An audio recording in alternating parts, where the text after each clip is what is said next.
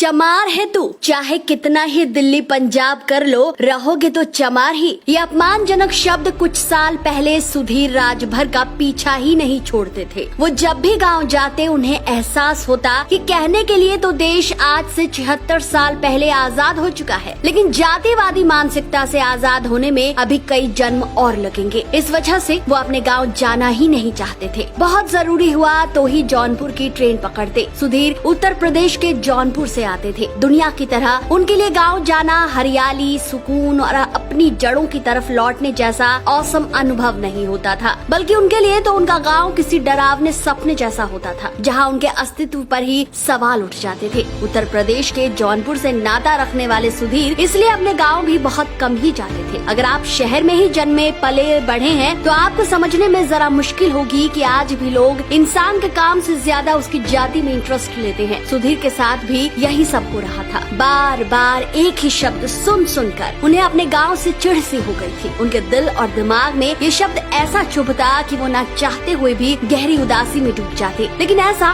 कब तक चलता? सो एक दिन उन्होंने ठान ही लिया कि अब वो चिढ़ेंगे नहीं, बल्कि कुछ ऐसा करेंगे कि ये शब्द ब्रांड बन जाए। लेकिन कैसे? ये नाम उन्हें उनके पुश्तैनी चमड़े के काम से मिला था, ये वो जानते थे। ये अलग बात है कि लोगों ने अपनी अज्ञानता में इस शब्द को अपमानजनक शब्द बना दिया है। चमार शब्द आमतौर पर दलितों के लिए अपमानजनक शब्द के रूप में सदियों से इस्तेमाल किया जाता रहा है। भारत के सर्वोच्च न्यायालय ने भी इस शब्द को 1989 के अनुसूचित जाति और अनुसूचित जनजाति अत्याचार अधिनियम के अंतर्गत जातिवादी गाली के रूप में वर्णित किया है। इन सब के बावजूद जो सच है सो है। सुधीर का जन्म भले ही गाँव में हुआ था, लेकिन उनकी पढ़ाई लिखाई मुंबई में पूरी हुई। उन्होंने अपनी प्रारंभिक शिक्षा के बाद ड्राइंग तथा पेंटिंग से बैचलर डिग्री प्राप्त की। लेकिन गांव के कुछ लोगों के लिए वो बस एक चमार थी। लेकिन कहते हैं ना, कब तक? जातिवाद को लेकर ताने सुन सुनकर सुधीर ने ऐसा कारनामा कर दिखाया कि उनके गांव के लोगों के होश उड़ गए। उन्होंने अपने पुश्तैनी नाम से कुछ ही सालों की मेहनत से ऐसा ब्रांड खड़ा कर दिया कि आज चमार शब्द दुनिया का जाना माना ब्रांड बन गया है। दुनिया इस ब्रांड का नाम शान से लेती है। आज वही जातिवादी शब्द दुनिया भर में सम्मान में परिवर्तित हो गया है। कहानी शुरू होती है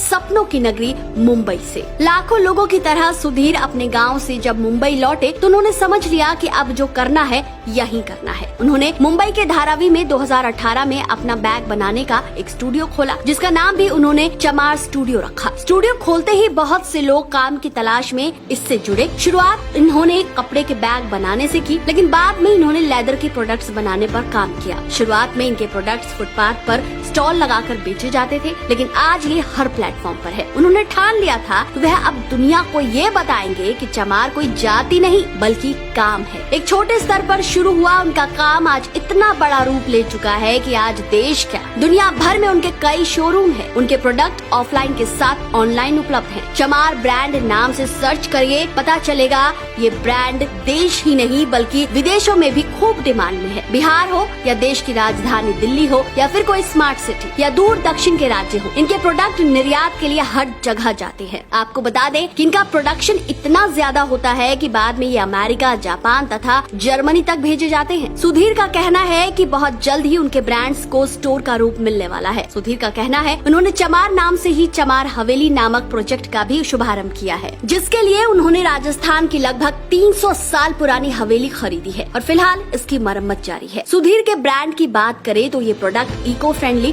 तथा हैंडमेड होते हैं। ये बैग एवं बेल्ट का निर्माण करते हैं, जिसकी क्वालिटी बेस्ट होने के कारण दुनिया के मार्केट में ये धूम मचा रही है। देश के बाहर बड़े बड़े ब्रांड्स के मुकाबले अपना वर्चस्व कायम किए हुए है। लेकिन एक ऐसा साल भी आया जब भारत सरकार ने बीफ बैन कर दिया। ये साल था 2015, जब लेदर कारखानों में काम करने वाले कई मजदूरों के सामने रोजी रोटी का संकट खड़ा हो गया था। उस समय सुधीर राजभर ने चमड़े का विकल्प तलाशा और रीयूज रबड़ पर काफी रिसर्च की, जिसके बाद उन्होंने इसी मटेरियल से अपने सभी प्रोडक्ट्स बनाने शुरू किए, जो होममेड भी थे और टिकाऊ भी। चमार ब्रांड के बैग को कारीगर काटने से लेकर सिलाई तक का सारा काम खुद हाथ से ही करते हैं। 2019 में सुधीर ने चमार ब्रांड को पेटेंट करवा कर उसका ट्रेडमार्क को रजिस्टर करवा लिया है। आज सुधीर राजभर के प्रोडक्ट्स दुनिया भर में मशहूर है और अमेरिका, जर्मनी, जापान एक्सपोर्ट किए जाते हैं। चमार ब्रांड में काम करने वाले लोग आज खुद को किसी आर्टिस्ट से कम नहीं मानते। तो दोस्तों, आपको क्या लगता है, प्रतिभा की पहचान जरूरी है या जाति पर अभिमान जरूरी है? कमेंट करके जरूर बताएं, क्योंकि आपकी हर राय यूथ आइकन ऑफ इंडिया की टीम के लिए बहुत जरूरी है। वीडियो पसंद आया है तो जितना हो सके